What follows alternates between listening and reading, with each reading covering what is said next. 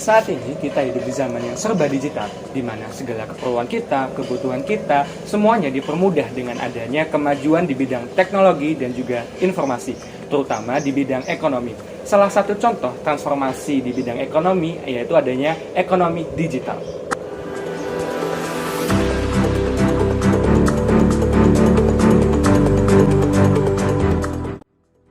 Secara definisi, transformasi digital ialah perubahan ke masa depan atau yang sifatnya irreversible change, yang artinya perubahan yang tidak dapat dihindari dengan didasarkan pada pemanfaatan teknologi informasi sehingga memberikan manfaat atau value yang signifikan terhadap pihak yang berkaitan.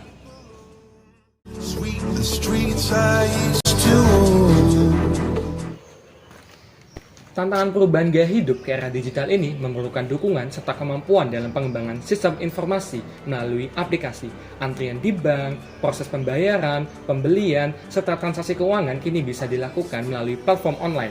Terutama, transformasi ini sangat memberikan dampak kepada para akuntan, yang dalam hal ini ialah akuntan pajak.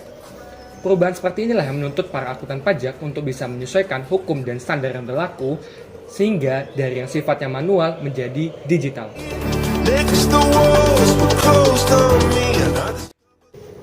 Seiring dengan perkembangan zaman, para akuntan pajak telah berusaha untuk meningkatkan keefektifan serta keefisienan dalam proses pemungutan pajak. Hal itu diwujudkan dengan adanya yang pertama, reformasi perpajakan jilid 1, dengan fokus pada proses penyusunan undang-undang perpajakan sehingga sistem pemungutan pajak yang sebelumnya bersifat official assessment kini beralih menjadi self-assessment.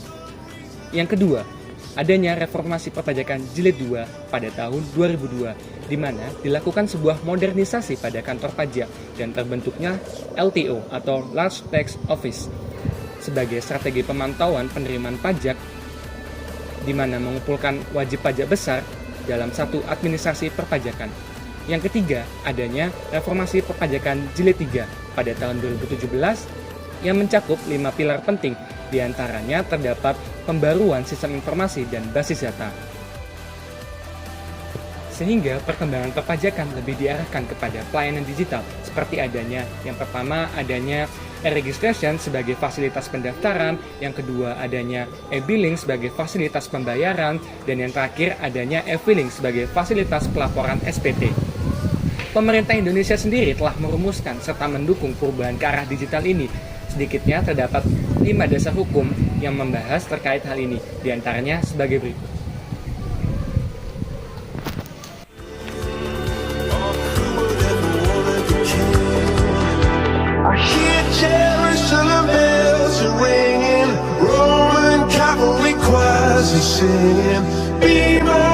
Itu tadi sekilas informasi akuntan pajak dalam menyongsong pajak digital.